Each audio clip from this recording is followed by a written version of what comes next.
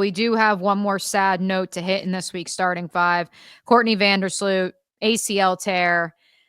Mitch, you've got two things on this. Obviously, our thoughts and prayers are with one of the most tenured players in the W, but this one, to me at least, feels like a career ender. What say you? Yeah, I don't know. Courtney Vandersloot is pretty up there in age. I believe she's 36, and in basketball years, like that is certainly not young. I wouldn't be shocked if she's done. But I would certainly like to see her come back next year. I think she can still help a team. I think the Sky, we're hoping that she could help them, if nothing else, but to maybe bring along and shepherd along Hailey Van Lith.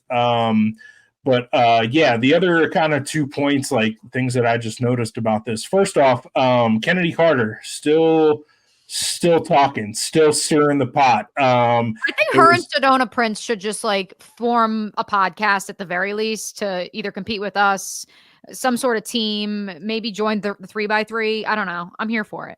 Yeah, this was pointed out to me. So Kennedy Carter posted this on Threads of all places, not long after Courtney Vandersloot's injury was announced that she was out for the season.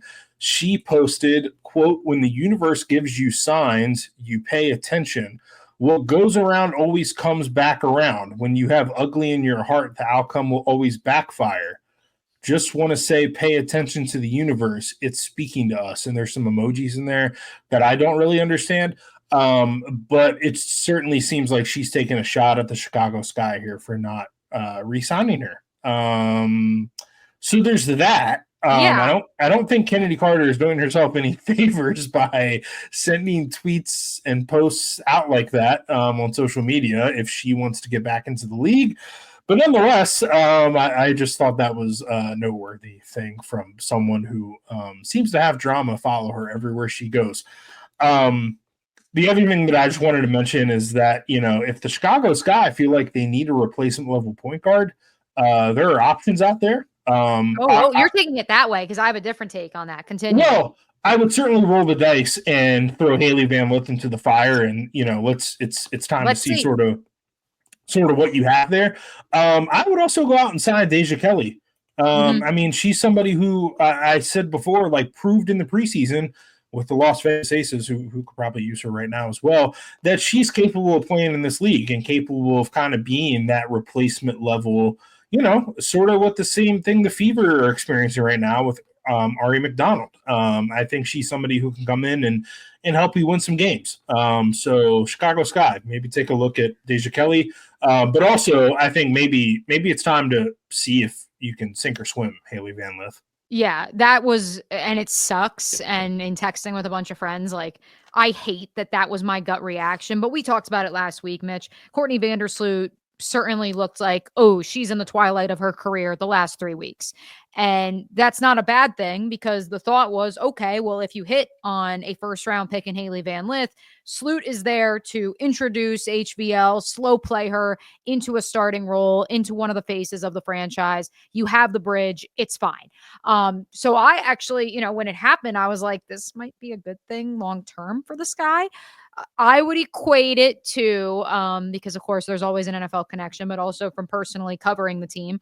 When Gardner Minshew came in here in Jacksonville, when Nick Foles goes down with a broken clavicle, and then Foles even came back and it was clear Minshew was the better player. And so then going into 2020, they trade Foles away and they say, you know what?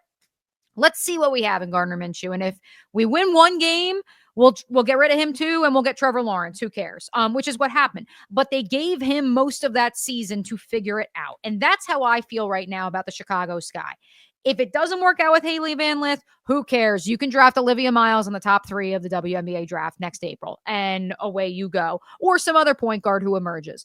And so that's where I want to see more from HVL because we talked about it. In the season opener, 4 points in 4 minutes. I'm like, small sample size, but that's at least something here. And while it hasn't necessarily been the same level of offensive productivity, there's at least been something when she's been on the floor. I see the rotation with Rachel Bannum. They're trying to at least spell HVL a little bit, but I'm ready to firmly hand the keys to the Ferrari it's not a Ferrari, it's a broken down Chevy.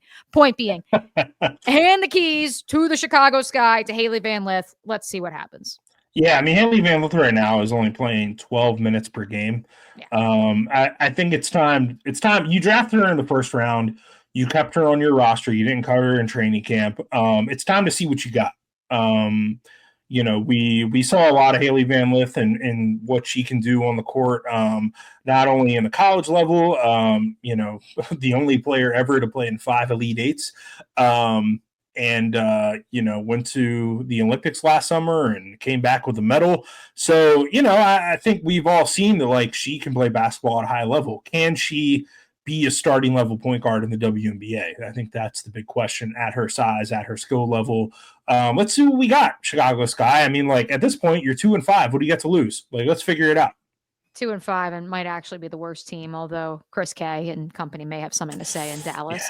Yeah. Connecticut Sun, actually, I think could be the third worst, which might be a victory.